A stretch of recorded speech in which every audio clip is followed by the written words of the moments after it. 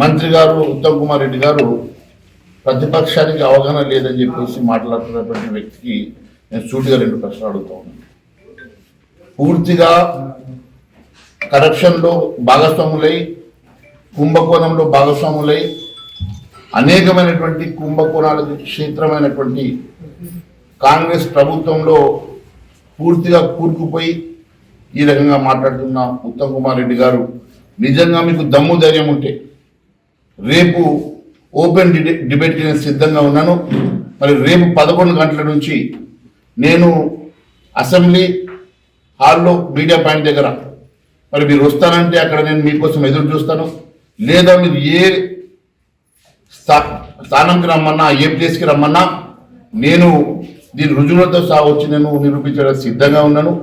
మీరు కేవలం అవినీతికి అలవాటు పడి, కుంభకోణాలకు అలవాటు పడి, సివిల్ సప్లైస్ మాదిరిగా ఈరోజు చిన్న చిన్న కుంభకోణాలు మీకు కళ్ళకు కనబడక ఈరోజు ఈ రాష్ట్రాన్ని పూర్తిగా దోచుకునే 6,30,000 కోట్ల రూపాయల కుంభకోణానికి తెరదించి దాంట్లో భాగస్వాములై మరి ఈ రకంగా మీరు ఇష్టానుసారంగా మాట్లాడుతున్నటువంటి ఉత్తమ్ కుమార్ రెడ్డి గారు, మీకు దమ్ము ధైర్యం ఉంటే మరి బహిరంగ చర్చకు సిద్ధమని నేను అడుగుతా ఉన్నాను.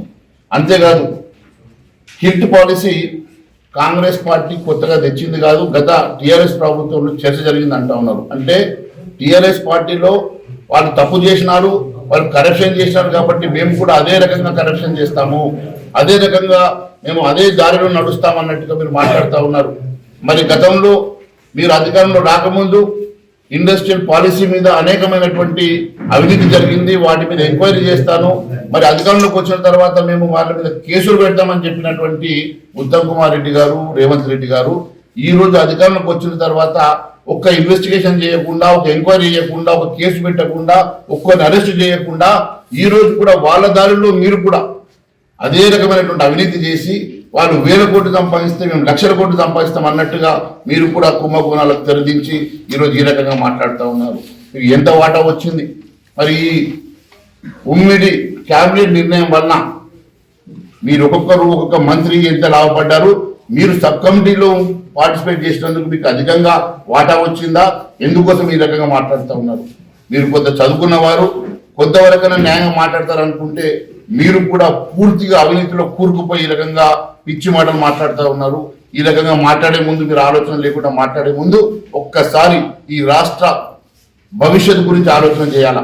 ఈరోజు ఈ రాష్ట్రానికి చెందాల్సినటువంటి 1,00,000 కోట్ల రూపాయల ఈ సొమ్ముని ఈ రాష్ట్ర ఖజానాను కొల్లగొడుతూ క్లెప్టోక్రాట్గా మారినటువంటి ఉత్తమ్ కుమార్ రెడ్డి ఈరోజు ఈ రాష్ట్రంలో నిజంగా ఈ రాష్ట్ర భవిష్యత్తు మీద మీకు ఏ కొంచెం ఆలోచన ఉన్నా రేపు బహిరంగ చర్చకు మీరు సిద్ధమా అని చెప్పి నేను మరొకసారి అడుగుతా ఉన్నాను.